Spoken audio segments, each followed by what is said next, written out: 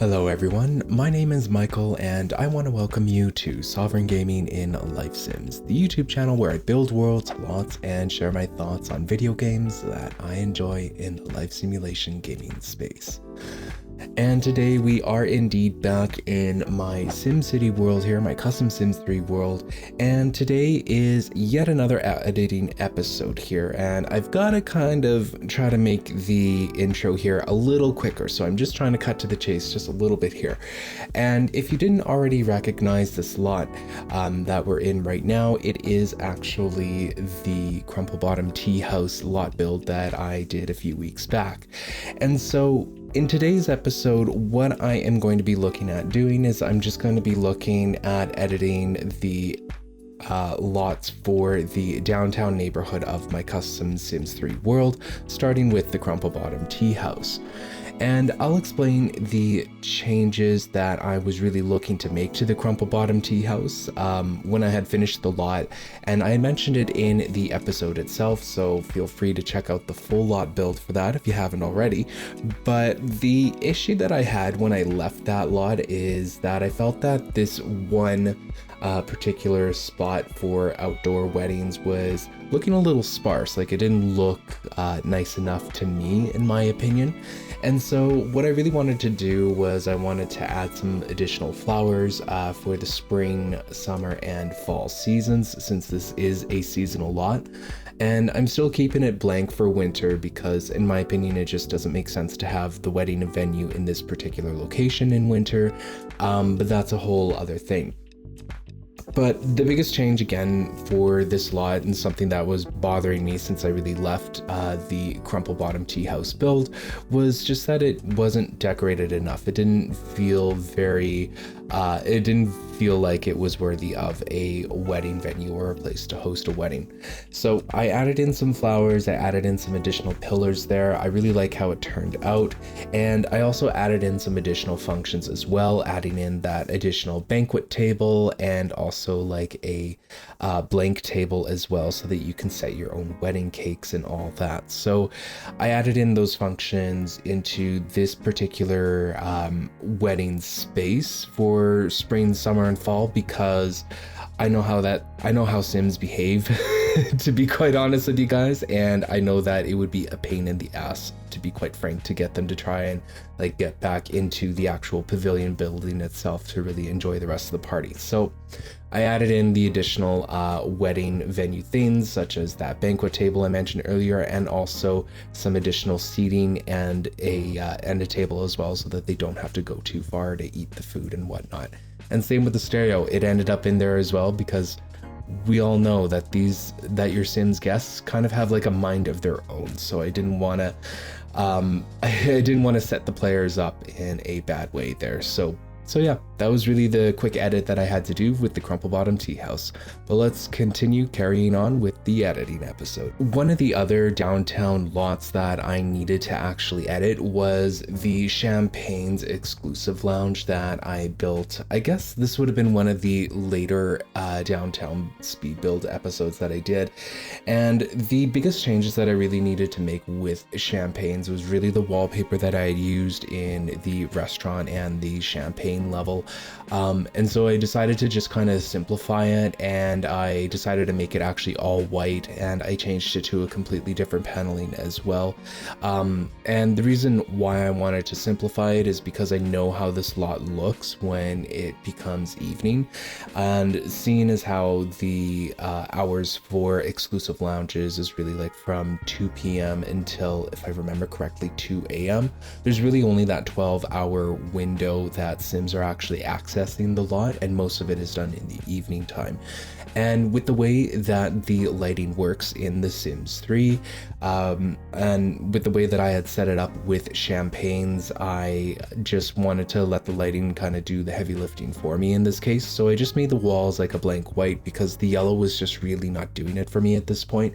I kept the yellow walls like in other like targeted places here and there, like in the lounge part of the restaurant, but in the actual restaurant hall itself, I changed those walls to like a blank white, and then you'll see in the screenshots as we end this part of the episode, but you'll see that the that when you change the lighting to a flame color as opposed to a white color, it really helps to carry through that romantic, low level light that I was really going for a look.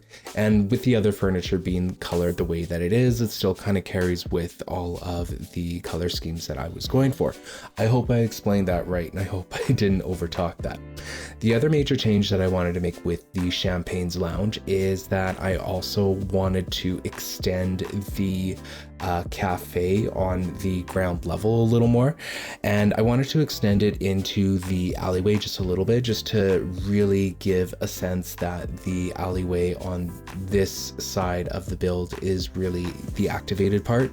And so I added in some additional seating that just lies outside of the cafe itself, right in the middle of the alleyway. I'm not sure if it's actually showing on screen as I am talking, just because I record audio at different times and all that, but yeah, I really wanted to activate the alleyway more, because when looking ahead at what I plan to do for other activated alleyways, it is going to kind of look like it's like not activated in that kind of sense. Like, it doesn't look inviting for pedestrians. You just kind of see the sign there. But after I actually edited it and added in some outdoor seating, I felt like it helped to activate it just a little more. And with the way that I have the alleyway set up for the lots that lie directly adjacent within the downtown core, alleyways are really just like a 6 square wide 6 square wide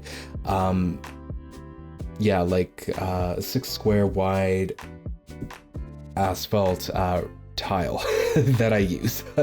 It's very simple the way that I'm actually trying to convey an alleyway space, but that space is mirrored by the lot that just lies directly north of it, and in this case it is the movie theater lot. So it's not like there's just like one roadway for cars to theoretically drive down. There's actually two, and closing down half of that roadway, or in this case I guess just one of them, to make space for more outdoor seating is something that I felt would be realistic if there is like an urban renewal program that's going on in this city or something. So I decided to take that liberty, and I know that going forward, like when I'm activating other alleyways, of which there are plans to do that this is kind of going to be the look and feel that I will likely try to attempt.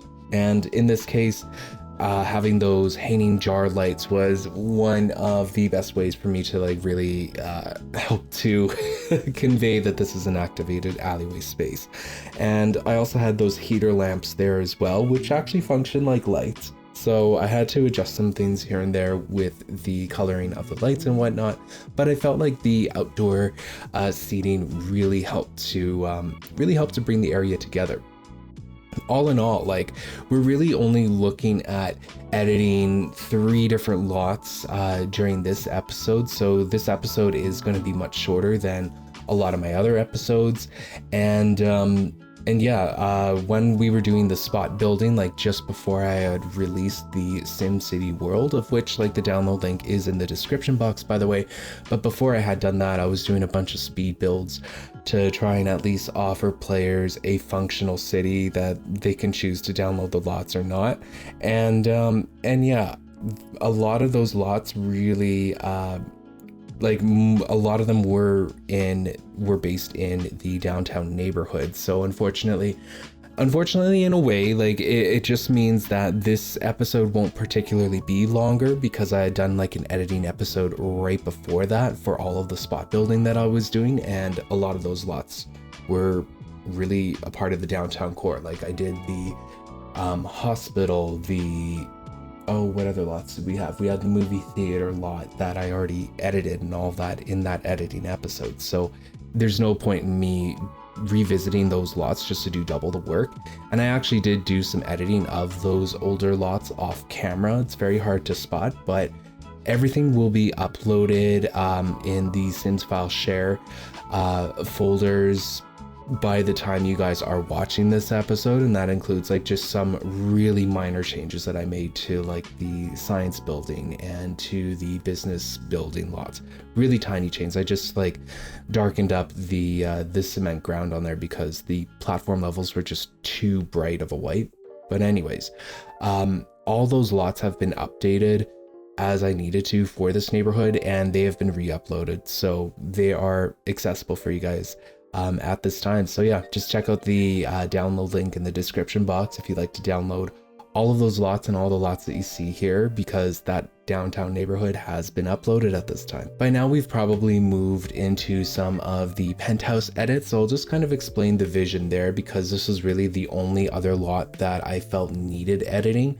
Like the metro station, the cat and dog parks, the amphitheater. I actually felt like after reviewing those episodes and rewatching them and like interacting with the lots and everything, that I really didn't need to do any edits for those. So yeah, the only other edit that I really wanted to make was to the penthouse lot. And the first immediate change that I wanted to make was to change the mid-rise structure, as opposed to it just being that stark red brick, which I like the look of for the red brick, but it just really wasn't right for this particular space. So I wanted to change it, and I wanted to get it to try to blend in a little more with the tower that it's connected to, and also along with the science tower that just sits right beside it. And so it uses a lot of blue and gold. And so I like it a lot more now. I'm still not entirely sold on it though, so if you guys do have any suggestions for it, feel free to drop it in the comment section below. You know, somewhere down the line I might actually end up doing like an editing episode, like commenters edition. Like I'd be open to doing something like that if there's a lot of feedback with my lots and whatnot. So yeah, this one I changed to have more of a blue and gold look to it. And then I also adjusted the fire escape in the back because I wanted to add in another garage door, since I felt like it was necessary to just kind of convey that set dressing space, that this is the true entrance to the underground parkade underneath this huge skyscraper structure. So I adjusted the fire escape just to like make it fit the lot better, and I wanted it like just in between the two garage doors to the back.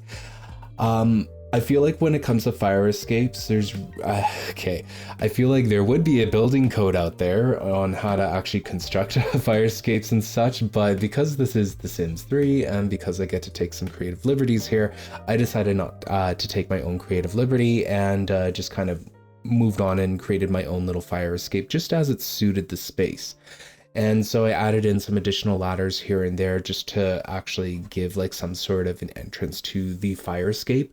Unfortunately, it doesn't get conveyed in the screenshots because the ladders just didn't want to load for some weird reason. But hey, the ladders are there, and when you download the lot, the ladders will absolutely appear there as well.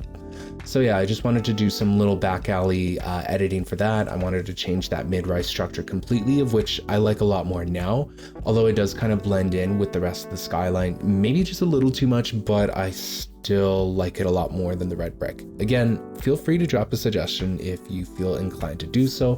More than happy to read those. Moving on, another place that I really wanted to edit within the penthouse was the amenities basement level.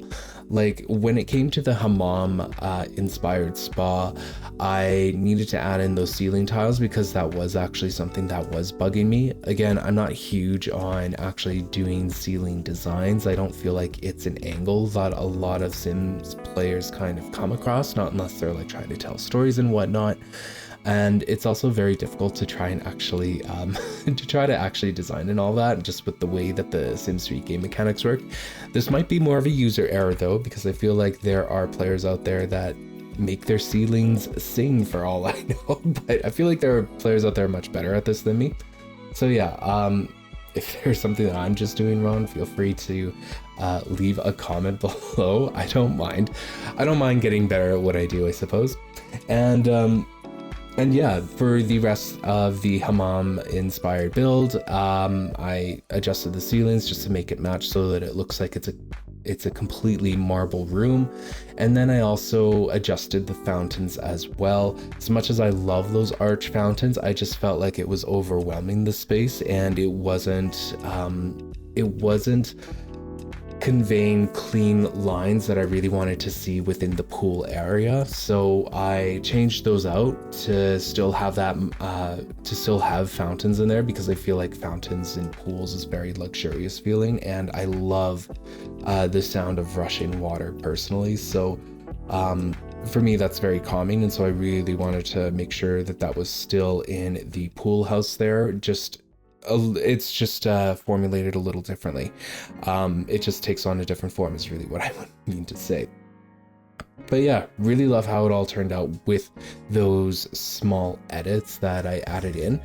And another really cool edit that I ended up doing within the penthouse unit itself is, well, it was really just like a conglomeration of many changes. And the first major change there is really the fireplace. So when I place the bamboo plant on top of the fireplace, certain angles, it does look like it's floating, and that's really unfortunate. And so what I had decided to do is I decided to add in a floor that just kind of matched the rest of the fireplace, and then I put on a border just right around it. Now that I'm looking at it and like watching this episode, this might actually be something that I quickly change myself, because I'm just going to experiment, because there is something that you can do that doesn't have like a very stark border around it. Like you can get something that lies a little lower to the ground. So I might just try like one of those, I guess, fence. It's found under the fences, and it comes with the base game. So it's not like I'm using any new DLC or anything of the sort, but I'm going to experiment a little more around with that. But when you get to the screenshots of the penthouse tour and all that, it's still going to have that raised border just a little bit. So just want to make sure that you guys are aware that there might be a change that's just not recorded or reflected in the editing of this video. Outside of reworking the fireplace, there were just like a couple of minor changes that I made to the penthouse unit itself. I think that I did like a really phenomenal job with the penthouse unit. I am patting myself on the back here once again, but I just needed to make like a few little tweaks here and there. For example, in the kitchen, I felt what I had done there was I combined some counters with bar counters, and I made them all that same marble color. Well, I didn't need to combine them with the bar counters, so I just decided to make it like a like it's still an oversized island, and you'll see at the end, but it just doesn't have that lip of counter space that just kind of overhangs the rest of the floor. I don't want Sims sitting there anyways.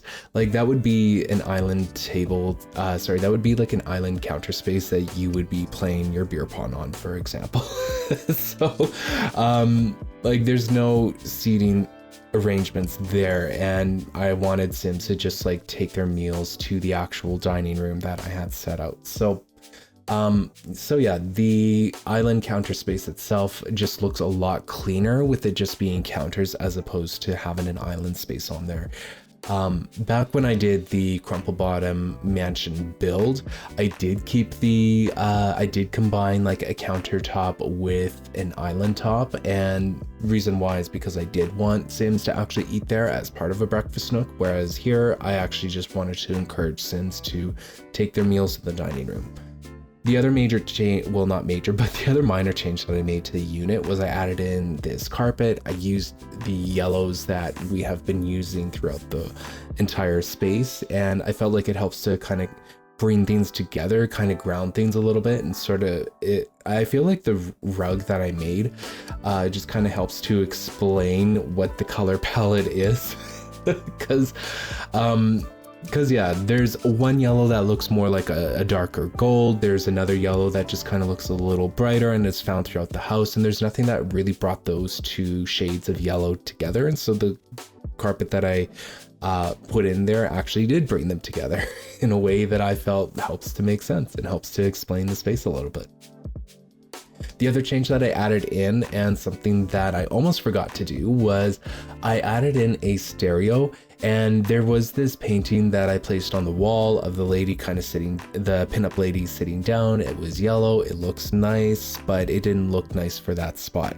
And so yeah, I decided to drop in one of the Into the Future yeah, one of the Into the Future stereos in there, and I just kind of customized it just to fit the color palettes within the house space itself, and it looks very good. And it just kind of serves as both like a stereo and also like a piece of art as well, so it kind of does double duty in that kind of a sense. So yeah, the unit itself just had some really minor changes made to it, but I think that they kind of added up. And again, like when you go to actually download the Penthouse lot, the fireplace might change just a tiny bit in terms of what that border is actually going to be. Again, at the time that I'm recording this, I pretty much have the episode edited. I'm not about to take any additional screenshots, but you'll absolutely get like the latest version of what I wanted to update there. So yeah, the border around that plant is going to remain as you see it on screen, but when you go to download the lot, it might actually change if I find that there is something that better serves that purpose. But yeah. So yeah, that's gonna about do it for today's episode. Again, this is just like a conglomeration of some really quick edits in a neighborhood that we've mostly already built and mostly already edited. So this episode to me feels very short, but it might just be at a length that you might appreciate. So yeah, very excited to actually kind of get this out here.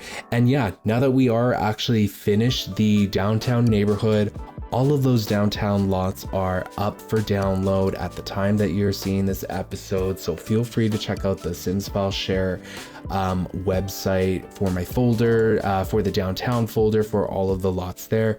Again, I've got the link in the description box, and I'm also going to be pinning a comment as well. So all of those are ready for you guys to download.